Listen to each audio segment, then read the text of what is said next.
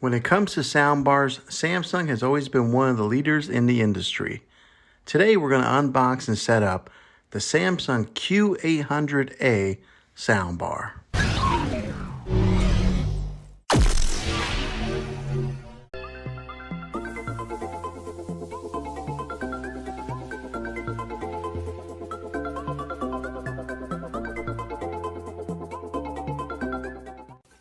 Okay, so here's the front of it, and on here you'll see where it's got the branding nameplate.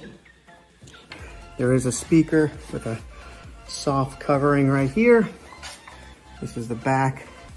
It's got the big old hole here for the subwoofer outlet. The power cord goes here, and then here is an ID set button that you push here to get it paired up with a soundbar. All right, so let's see what's inside the bag here. The bag full of goodies. All right, so they give you the power cables for one for the subwoofer, one for the soundbar. And good, they give me an optical cable here. I was kind of wondering that if I was gonna have to order this separately, because a lot of times some of these companies will save costs by not sending you the right cables that you need. But here's the optical cable that I'll use to tie this in directly into the TV. Here's the other end of the power, plug in the soundbar. A lot of times these square parts here are so beefy. This one kind of a medium size. The user manual, I don't know who reads these things.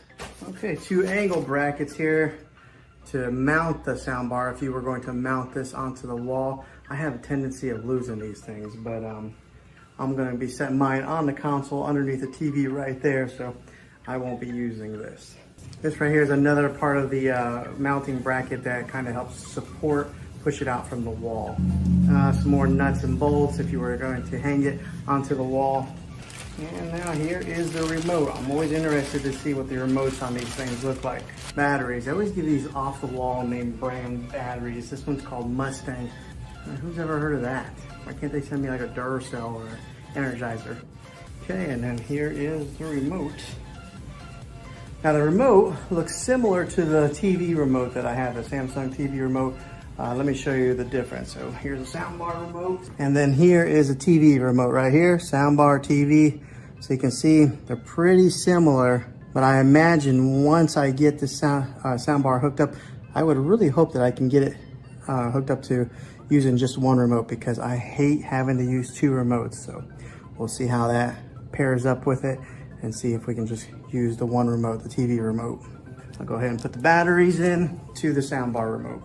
Okay, everything's unboxed here. I'm gonna go ahead and get all the power cables hooked up into the subwoofer and the soundbar and get it up there and get it plugged in and get it set up. Okay, on the back side of this, there is a USB output, there's an auxiliary in output, a digital. This is where the optical cable is that I will be using to be plugging in from here into the TV. And on the other side here, they got an HDMI in, and then they've got the TV arc out. So this is the other HDMI arc out, and then right here is the power outlet, DC 24 volt. This is all on the back side. Okay, everything's all hooked in here now. Soundbar is displayed underneath the TV. I was a little bit concerned about that once I got the soundbar on there, because I didn't know how high it was gonna be to the bottom of the television there. And it's like right there, it's almost perfect. And then I got a little bit concerned to see if the sensors would still be able to read a remote control, but it's fine. I don't even know where the sensors are on that TV. They're really hidden and discreet, so I don't know if they're in the screen somewhere, but now whenever I turn up the volume, you'll see it says AV soundbar. It automatically recognizes the make and the model of the soundbar. There's a plus symbol that lights up on the corner. So it signifies on the soundbar and it signifies on the television. Okay, the subwoofer is connected to the soundbar. Let me tell you, I've never experienced such an easier setup process than this right here. The way this works is once you plug in the subwoofer right here, it automatically connects to the soundbar right away. So that you don't even need to push in the button on there to pair it. It automatically did that. And one of the ways that you can tell if it is paired is on the back side of the subwoofer. You'll see that there's a blue light right there shining. So that means that it is connected. Another little bit of information: if it is blue, that means that it is connected. If it's red, then that means that there's an issue in the setup process. And if it's blinking blue and red together, then that means there is a malfunction. So make sure you watch the indicator light, but I don't think you should have any problems if you're hooking this up. Seems simple enough. Now you are able to hook this up wirelessly via Bluetooth, but I mean, if they give you one of those optical cables, I really recommend to go direct line in. Sometimes you never know what kind of issues that you'll have going through wireless through Bluetooth technology. I know it's pretty solid, Bluetooth is, but if you can go wired in, definitely do that. So that's what I did, wired in. Okay, so the good thing is we were able to use the TV remote for the soundbar and TV together, so I will only be using one remote. No need to have two different remotes, one to run the soundbar or one to run the TV. Everything will be accessed through this one right here. This is the TV remote, so I like that. Less remotes is better. Okay, so we're gonna do a little sound test to give you guys, I know it's gonna be hard for you guys to really tell, maybe, depending on what kind of sound system that you have, if it's coming through your computers. But I'll give you guys a little test of what it's gonna sound like. And I just did a little trial run. Let me tell you, it is a big difference between using a soundbar and just using the speakers on the TV. It gets pretty loud without having to turn it up very far. So much so that my wife is sitting behind me and she started squinting her eyes like that because it was just getting kind of loud for her, but you can listen in.